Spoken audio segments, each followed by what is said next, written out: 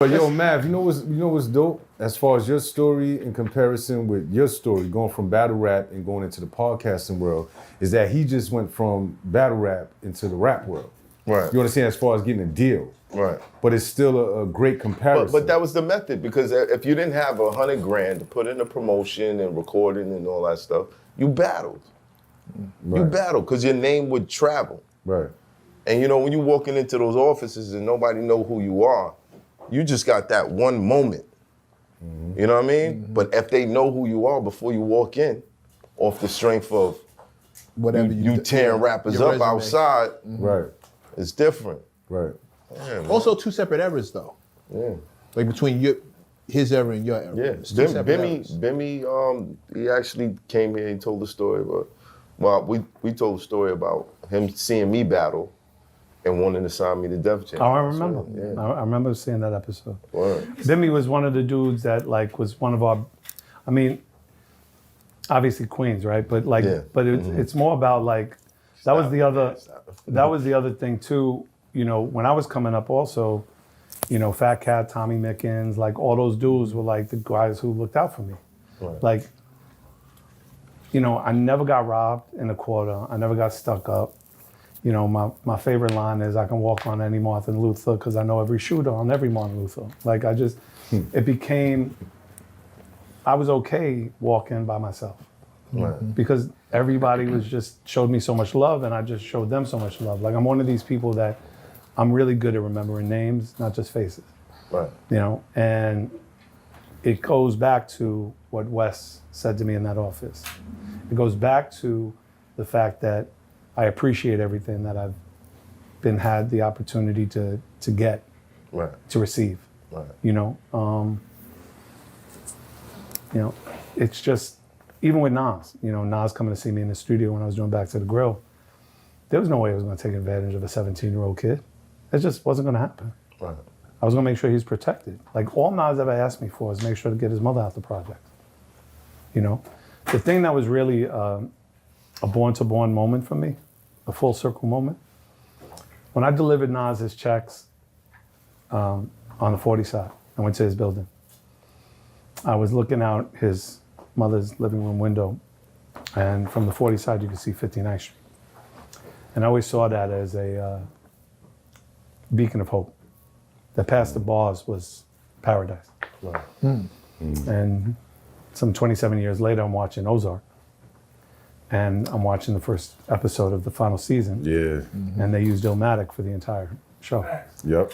And the Killer Mike is there and he's talking about that same window. They make the same reference. And but he says, I always saw it as a prison. And I started crying. And I'm in bed watching with my wife and I'm bawling because I never saw it that way. Yeah. And it was just such an amazing juxtaposition that some 30 years later, it has such an important, it's the only rap record in the Library of Congress. It's the only rap record that's taught at both Oxford and Harvard. It's the only rap album that has 17 number ones based on their lyrics. I mean, Illmatic has been a testament of time, and I didn't make a single lyric. I was not involved in a single piece of the production. But I took Nas to Pete Rock's house every day for 4 months. I made sure every contract, every sample was cleared. I made sure every producer agreement was done. I made sure that when those 165,000 albums got sold week one, he was a millionaire and he never looked back. See? The unsexy jobs. So it's okay, and I gotta tell you, you know, It sounds sexy to me. I don't know. it's you know, and it's okay, you know, my wife and I laugh about it all the time because, you know, it's okay what the trolls say. It's I could give a fuck what the YouTube says about, yo, Nas, give Nas back his shit. Right. You don't know shit. And it's okay that you don't know shit because you're not supposed to know shit. Right. You can feel however you want to feel.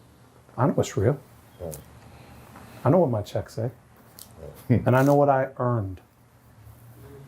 I didn't steal a penny. I earned every penny of that 2% that I made. Did you ever run into Jay-Z and be like, hey, man? Yeah, all the time. Well, I mean, right after, that? no. I mean, listen, he know, look, the one thing I love about Jay is Jay knows how to poke the bear. Because Jay comes from that era. He was a battle MC. Yeah. So he comes from that era. He knows how to poke the bear. You know? Right. I know I paid. What do I care? You know, and the other funny thing is, there was never a Searchlight Publishing until 2011. Oh, shit. Name of the publishing That's company was crazy. The name of the publishing company was Schematics. Schematics Publishing. Yeah. Because I run the Schematics. Well, on both sides, Serch, you know, I mean, Jay said what he said on Takeover, but Nas said, but look, hold on. You feel the need to defend right now. No, I'm not defending. I know you do. No. I'm Yeah. just contrasting, right? So Right. Jay said what he said on Takeover. You know, I know who I paid God Searchlight the publishing, Right. but then Nas said a lot of things. Show off, I count in off while you ether, saying right? what That my- wasn't true. It was jokes. A rule Just you poking at used you. to rap like the food snickers. But Jay said shit that, you know, we believe. We like, oh, Searchlight Plus. For years, I believed that until now. Credibility. But you know what's funny? It's crazy. You talk about credibility, but so few people mention the 6 songs that Nas created, Surviving the Times, that he gives me and shows me love. Rebel Love Hip Hop coming through a white rapper. Nobody ever talks about the love that he shows me. Well, Jay has made a big deal in letting everybody know that he doesn't lie in his rhymes. So when he says, I paid Searchlight Publishing, Yeah, But that's the danger. But no, Like, but I it's- know, but let's- yeah, if but you yeah. people look at you, it's like, yo, he's the real guy. He's gonna. The day you decide to just twist the truth a little bit, it's gonna sell. And then the Nas, That's a fact. didn't Jay also say, only believe half of what I say and Yeah, not fact.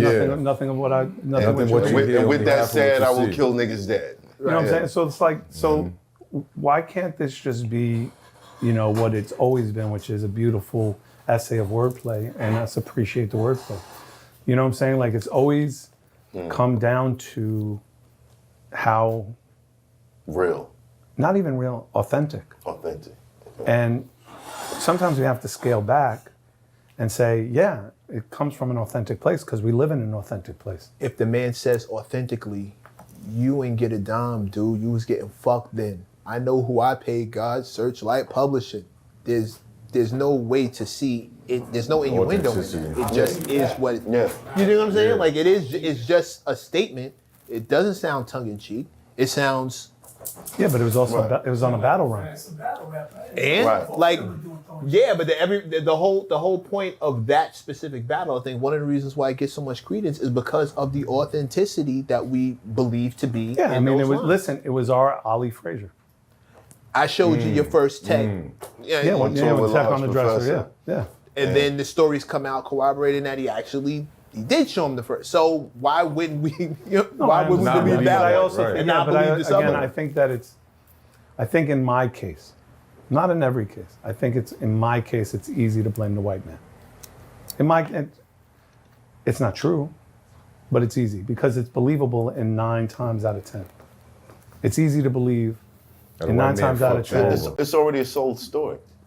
You know what I'm saying? Yeah. So it's, but for me, if you were in the room with me when I made the decision with my wife to do this with Nas, I told her the same thing I told my lawyer is I'm not going to be the Jew that fucks the black man. I will not be that guy. I will not be Morris Levy. I will not be Ahmed Erdogan. I will not be any other. I will break the mold. Yes, sir. Why was that important for you? For the exact same reasons I got in the game, because I was given my ghetto pass when a ghetto pass really was something, when it really had credence, when I was allowed to go to 165th and Gates and go see Ultramagnetic and not get robbed, because the word was out, hey, my man Serch is coming, leave him alone. You know what I'm saying? Like that was like my routine was Latin Quarter, Union Square, Rooftop, SNS. Downtown was downtown, but Decepticons ran downtown. So the original 50 Cent and his brother A-Rock had my back because I went to school with all of them at Music North. Rest in peace. Then I go to Latin Quarter, I'm good because everybody know me there. Then I go to 155th to Uptown, I'm good. And then I go to I'm going to SNS at 5 o'clock in the morning and nothing happens ever.